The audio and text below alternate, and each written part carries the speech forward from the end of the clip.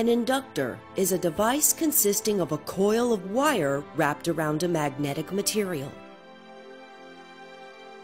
A capacitor is a device containing two metal plates. If we connect an inductor and a capacitor together in a circuit, the current and voltage can oscillate as shown.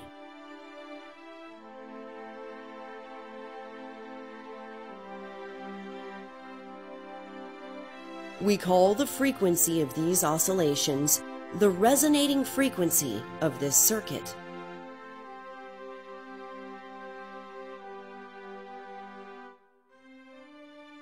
This frequency is determined by the value of the inductor's inductance and by the value of the capacitor's capacitance. The amplitude of the oscillations will gradually decrease due to the resistance of the wires. If the wires in this circuit hypothetically had no resistance, then these oscillations would continue forever. On the other hand, suppose that our circuit consisted of just a capacitor and a resistor.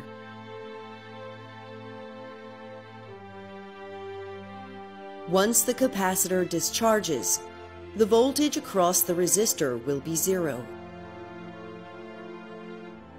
Once the voltage across the resistor is zero, no current will flow through it. If no current is flowing, the capacitor will never recharge. But, unlike resistors, an inductor is a device which tries to prevent any changes to the amount of current flowing through it. If the current tries to stop flowing, the inductor will exert a force to keep the current going.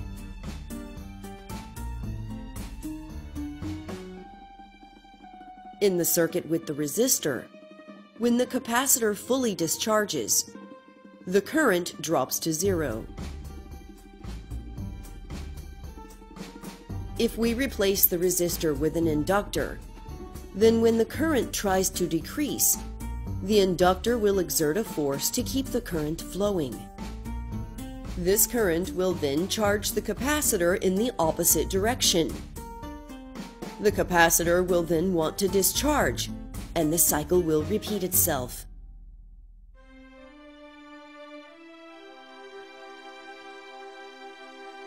Suppose that next to this circuit, we have an AC voltage source that has the exact same frequency as these oscillations.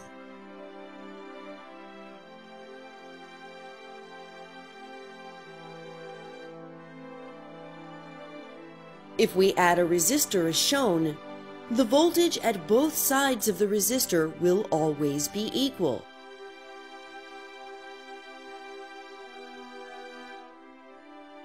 This means that the voltage drop across this resistor is always zero.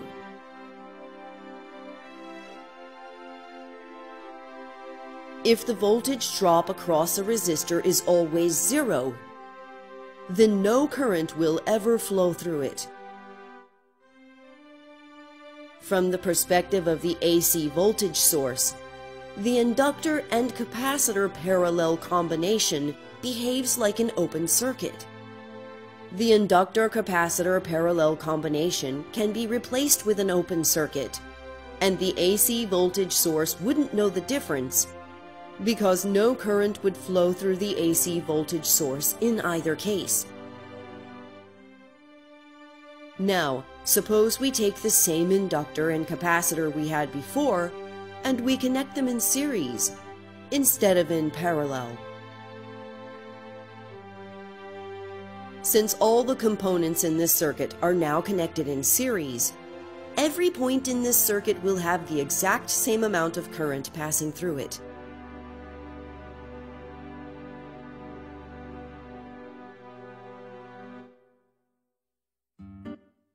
The resonating frequency of the inductor-capacitor combination is still exactly the same as before.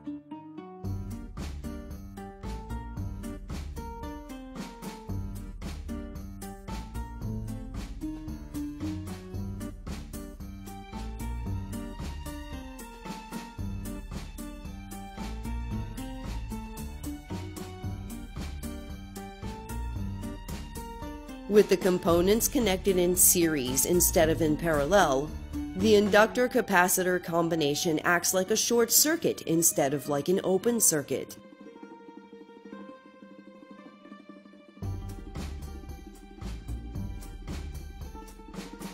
This inductor and capacitor in series could be replaced with a short circuit, and the AC voltage source wouldn't know the difference, because the exact same amount of current would be flowing through the AC voltage source as before. However, this is only true if the frequency of the voltage source is exactly equal to the resonating frequency. The closer the frequency of the voltage source is to the resonating frequency, the more the inductor-capacitor series combination will look like a short circuit, and the larger the amplitude of the current will be. The opposite is the case if the inductor and capacitor are connected in parallel.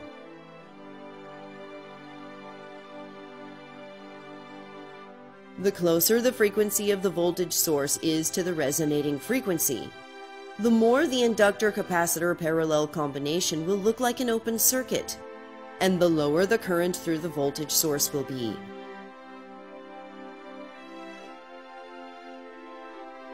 Details about inductors are available in the video titled Inductors and Inductance.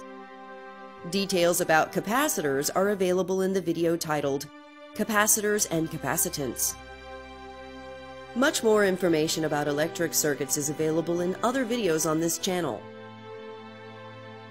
Please subscribe for notifications when new videos are ready.